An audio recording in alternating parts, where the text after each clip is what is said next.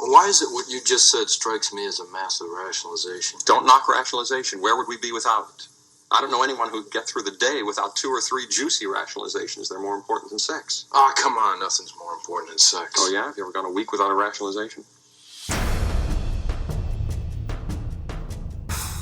Sometimes, the only way to survive the wreckage is to zoom out far enough to see the absurdity, the mental gymnastics, the sheer insanity of what we'll convince ourselves of when we think love is on the line. That's why I dropped this clip. It's from one of my all-time favorite 80s movies, The Big Chill. And this scene, played out by Jeff Goldblum and Tom Berenger, is not just clever and funny, it's painfully accurate. Then, now, and especially when you're deep in a scam, when you're just being played, sometimes the only thing more dangerous than desire is how far you'll stretch to justify it. I know, the material I've been talking about in this series is brutal, it's raw, humiliating, and honestly, it's the kind of thing that most people would rather bury than broadcast. But here I go.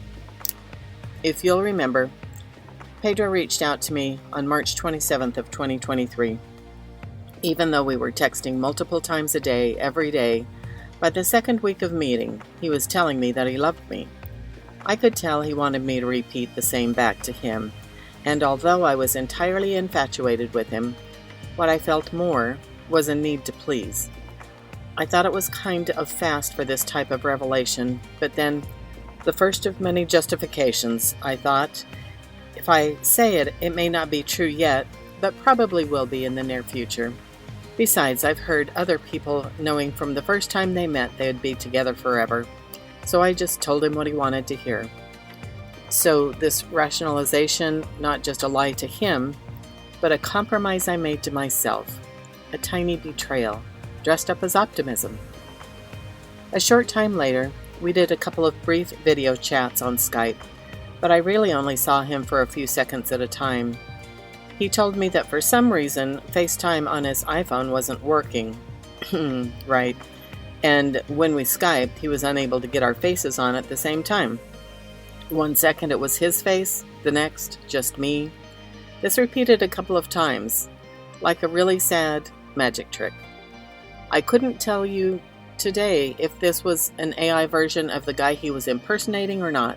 All I know is that he had a very thick accent that I couldn't distinguish.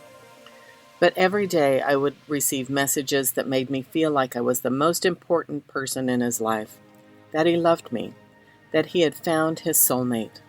Messages like, "Good morning, my queen. Every time I see you, it feels like the sun is shining just a little brighter. You have a way of making the world feel more exciting and full of possibilities. I can't imagine going through my day without you by my side. Thank you for being my constant source of happiness. XO." And embedded in this message is my heart with thousands of hugs and billions of kisses for you, because you are worth more than the world to me. I am sorry. I want to be there to hold you in my arms during the course of the night, but I hope you have an awesome time enjoying your day. But keep thinking of me. Love bombing. It's priority number 1 for scammers. Hearing words like this, after so many years of not having any attention, is hypnotic. It's like a narcotic. It only made me desire for more. No one had ever spoken to me like this before. You know, there's probably good reason for that. Do real people talk like this? Would I talk like this? Would any man I've ever known talk like this?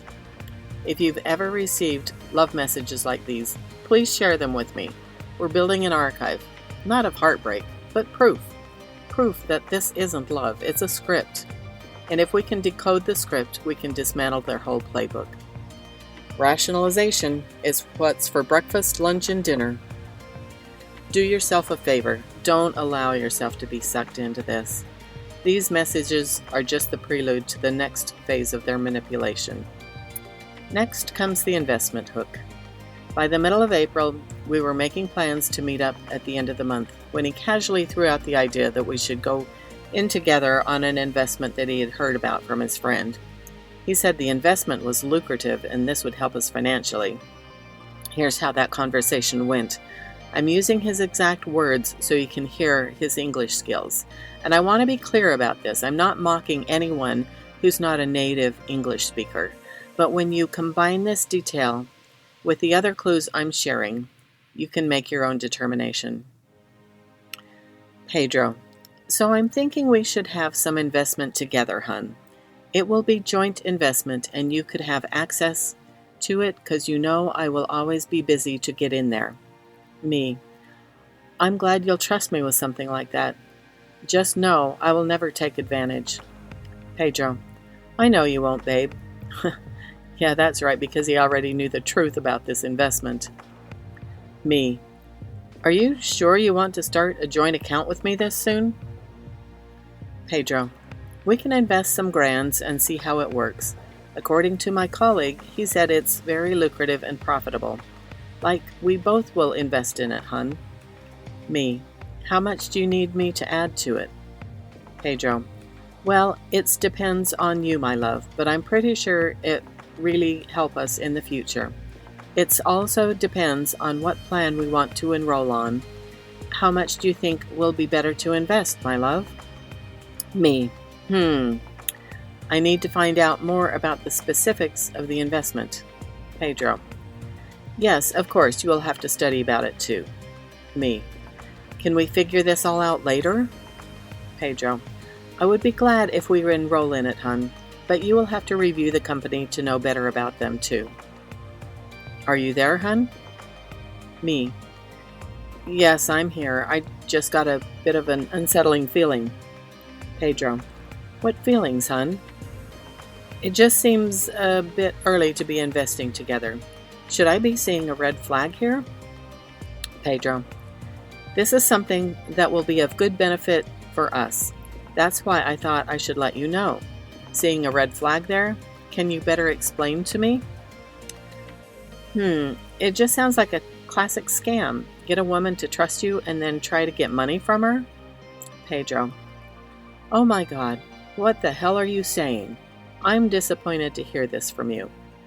Me: it's just that stuff like this happens all the time. Oh God, I don't even know what to think now.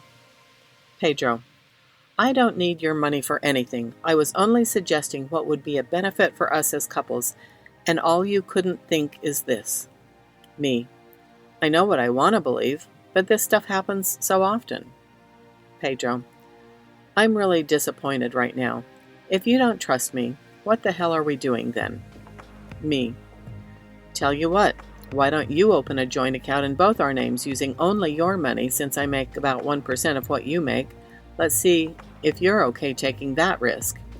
Pedro: I already have investment in my name, which I told you. I suggested that for us because I thought it's right I should let you know as my partner. But I will say I'm highly disappointed in you for thinking of I want your money for any reason. Me: I'm so sad. If you're real, can we just stop talking about joint investing until we get to know each other better? Pedro: hello, Enola. I wonder what you're doing with someone you think is not really.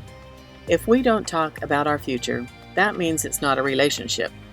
I'm not here for a chit-chat. I want someone I can love, trust, and do everything together, okay?